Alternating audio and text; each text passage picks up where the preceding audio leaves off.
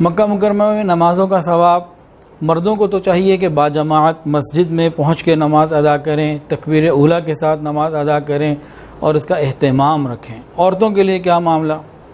عورت کے لیے لاہور ہو، کراچی ہو، اپنا وطن ہو، یا مکہ مکرمہ ہو، یا مدینہ طیبہ، ان کے لیے گھروں میں سب نماز پڑھنا زیادہ ثواب ہے۔ اب یہاں ایک معاملہ آ جاتا ہے کہ بھئی اتنا خرچہ کر کے گئے تو وہاں بھی نماز نہ پڑھیں، تو علماء نے فرمایا کہ عورت نے اگر مسجد حرام جانا ہو نماز پڑھنے کے لیے تو یہ بیت اللہ شریف کی زیارت کی نیت کر کے گھر سے نکلے، نماز کا موقع ہو تو نماز ادا کر لے، اور نماز مردوں کے اندر گھس کے نہ پڑھے، خاموشی سے ایسی جگہ پہ پیچھے رہتے ہوئے عورتوں کی جگہ پہ نماز پڑھے کہ نہ مردوں کے ساتھ اختلاط ہو، نہ کوئی اور پریشانی کی بات ہو، تو عورت کی نماز بھی ہو جائے گی۔ اگر وہاں وہ پہنچ گئی ہے، نماز کا وقت ہے، نماز پڑھ لے، لیکن عورتوں کے مجمع میں پڑھے، مردوں کے اندر گھس کے نہ پڑھے۔ علماء نے ایک بات اور لکھی ہے کہ مکہ مکرمہ میں سفر کے دوران، قیام مکہ کے دوران کم سے کم ایک قرآن مجید کی تلاوت ضرور ہو۔ 8 دن کا سفر ملے، 15 دن کا بھی سفر ملے، کم و بیش جتنے دن کا بھی سفر ملے، ایک قرآن مجید ضرور مکمل کیا جائے، اس کا اہتمام کرنے کی ضرورت ہے، اور ثواب اللہ 1,00,000 کا عطا فرمائیں گے۔ جس طرح وہاں نیکیوں کا ثواب بہت بڑھ جاتا ہے، بالکل اسی طرح وہاں گناہ کرنے کا گناہ بھی بڑھ جاتا ہے۔ اللہ اکبر کبیرہ۔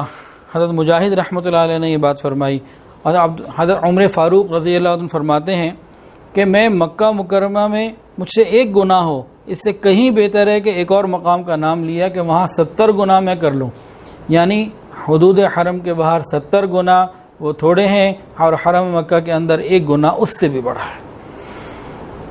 اور غیبت، بدنظری، بے پردگی، کھانے کو ضائع کرنا، اس قسم کی چیزوں میں عام طور سے لوگ ملوث ہو جاتے ہیں۔ عبداللہ ابن مسعود رضی اللہ تعالیٰ عنہ فرماتے ہیں کہ تمام جگہوں میں گناہ کرنے کے ارادے کے بعد گناہ پر گناہ ہوتا ہے، لیکن مکہ مکرمہ میں گناہ کے ارادے پر عمل سے پہلے ہی گناہ مل جایا کرتا ہے۔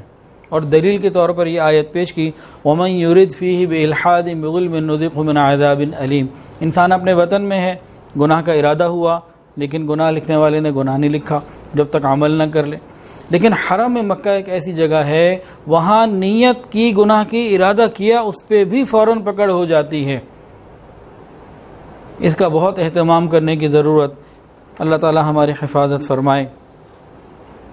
حضرت عمر فاروق رضی اللہ تعالی عنہ نے ایک مرتبہ قریش کے لوگوں کو مخاطب کر کے کہا کہ دیکھو، تم سے پہلے قبیلہ عمالقہ اس گھر کا متولی تھا، منتظم تھا، اس کے پاس اس جگہ کی حکومت تھی، لیکن انہوں نے بیت اللہ شریف کا احترام نہیں کیا، غفلت برتی، گناہوں میں مبتلا ہو گئے، اللہ نے انہیں تباہ کر دیا۔ اس کے بعد قبیلہ بنو جرہم کو متولی بنا دیا، وہ اس کے متولی رہے، انتظام سنبھالتے رہے۔ پھر ایک وقت آیا کہ یہ قبیلہ بنو جرہم کے لوگ بھی گناہوں میں مبتلا ہو گئے، غفلتوں میں مبتلا ہو گئے، بیت اللہ کا ادب نہ انہوں نے کیا، اللہ نے انہیں بھی تباہ کر دیا۔ اب تمہیں دے دیا ہے، اب تم اس کا احترام کرنا۔ احترام والی جگہ ہے، احترام والی جگہ کا احترام یہ انسان کے لیے خیر کا ذریعہ بن جایا کرتا ہے۔ فضائل حج کے اندر ایک واقعہ لکھا ہوا ہے، موسیٰ بن محمد کہتے ہیں کہ ایک مرتبہ ایک عجمی شخص طواف کر رہا تھا، نیک بھی تھا، دیندار تھا، طواف کرتے کرتے کسی عورت کی کوئی آواز کسی چیز کی، زیور کی آئی، یہ ادھر دیکھنے لگا اور اس عورت کو گھورنے لگا، بد نظری کرنے لگا۔ اچانک ہی بیت اللہ شریف کی دیوار سے رکن یمانی کے اندر سے ایک ہاتھ نکلا جس نے اس کے منہ پہ تھپڑ مارا، اس کی آنکھ ضائع ہو گئی، اور بیت اللہ شریف کی دیوار سے ایک آواز آئی، ہمارے گھر کا طواف کرتا ہے اور ہمارے غیر کو دیکھتا ہے، ہمارے یہاں ہمارے گھر آنے کے بعد بھی ہمارے غیر کی طرف متوجہ ہے۔ یہ بہت بڑی بات ہے، اللہ تعالی ہماری حفاظت فرمائے۔ تو مکہ مکرمہ میں قیام خیر کے ساتھ ہو، نیکی کے ساتھ ہو، اور گناہوں سے انسان بچ کر یہ قیام کرے۔ اسی وجہ سے بعض علماء نے لکھا ہے کہ عام آدمی کا، جن کو گناہوں سے بچنے کی بہت زیادہ پریکٹس نہیں ہوتی اور کبھی گناہ کر لیتے ہیں، کبھی نیکی کر لیتے ہیں، ایسے لوگوں کا مکہ مکرمہ میں زیادہ قیام ان کے لیے نقصان کا ذریعہ بن جاتا ہے، کیونکہ یہاں پکڑ جلدی ہو جاتی ہے۔ اللہ تعالی ہماری حفاظت فرمائے۔